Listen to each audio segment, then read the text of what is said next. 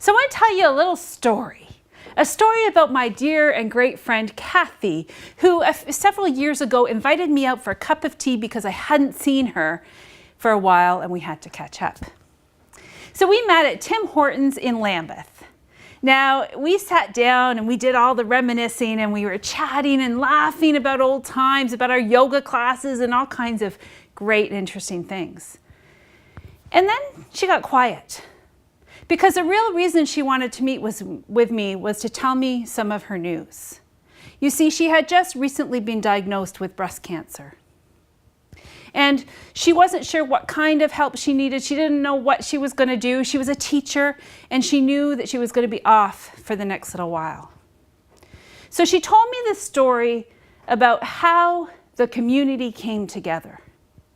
She said this, "Sarah, when I went home and I called in to work, all of a sudden people started sending me flowers and cards, and I had well wishes all around me. People shared their stories about how they went through breast cancer. The girls came over on a Friday night just to watch movies and to share a few laughs. Later in my treatment, I had neighbors who came and drove me to all of my appointments. I had a group from school of teachers that came and brought me meals so I wouldn't have to cook." Now you're probably thinking, wow, I've done that for a friend at one time or another. And when Kathy talked about community, she was really talking about the people coming together to help her heal.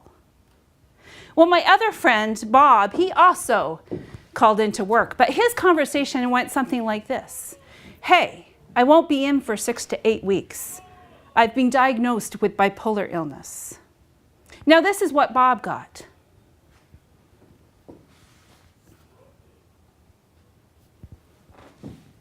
Silence.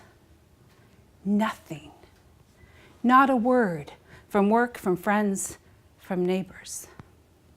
Now my question to you today is, what do you think the difference is between how we treated Kathy to how society treats Bob? What do you think makes that difference? Just shout out some ideas. Stigma. Not sure what to say. Not sure what to say. You can see it. You can see it. Fear. I often hear that one. And all of those are absolutely correct.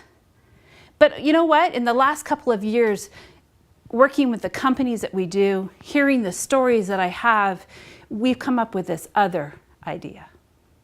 Let me explain. Last summer, my daughter comes home from school, like always in June, and says, "Mom, hey, how are you?" And I say, "Great, honey. How was your day?" And what do you think I usually get as a response? "Fine." "Good." "Yeah, it was all right." Well, this day was a little bit different. You see, my daughter came home, Mia came home, and she said, "Mom, I had the greatest day." And I said, "You did? What happened?" And she said, "Well, I'm a whore." "Oh, I'm so proud of you."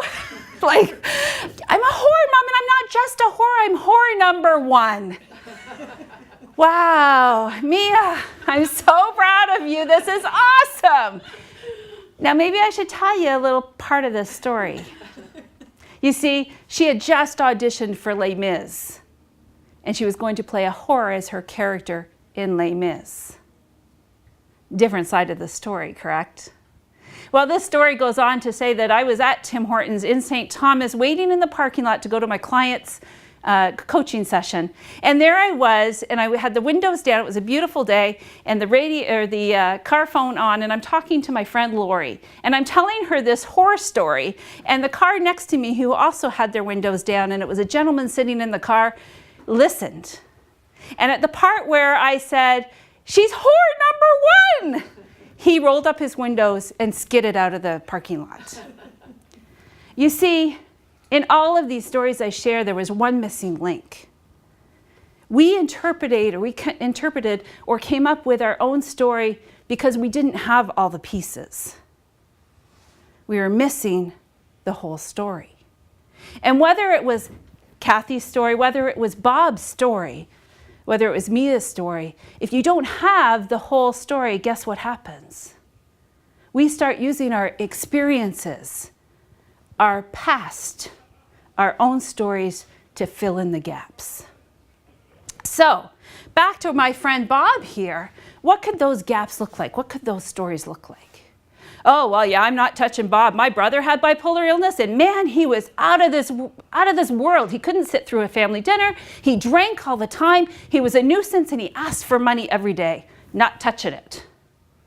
Another story could be something like this. Yeah, my sister had bipolar illness, and she died by suicide. I can't go through that again. I can't reach out to Bob. Another story could be on Bob's side. Hey, I know for a fact that my buddy, my coworker, had depression or anxiety disorder, and they didn't promote him because of it. I'm not saying a word. These are the stories that we make up because we have gaps in the entire story of someone's situation or experience. Think of Oprah right now. She's out there and she's done this incredible speech about Me Too and about women. And now we hear all these stories. She's going to run for president. Her partner Stedman said she'd be a great president. Her best friend King says, you know, she'll never run for president. Nobody really knows the story. Only Oprah does.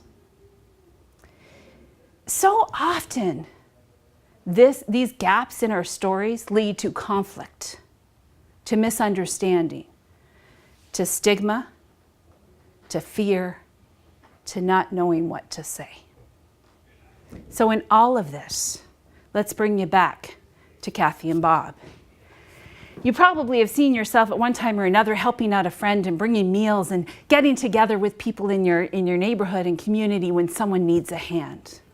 Imagine in just a couple of years if we lived in a place where when Bob calls up to work, this is what happens.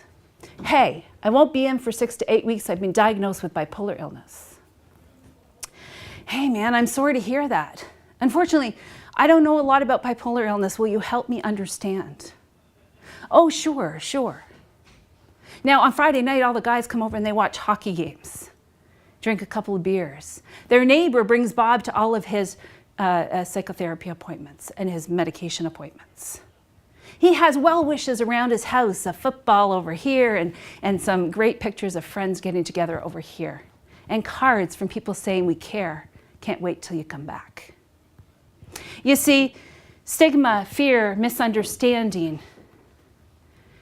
is okay, but it should never be an excuse.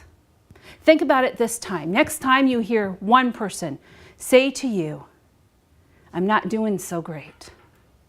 Try this response. I'm here for you. I care. Can you tell me your story?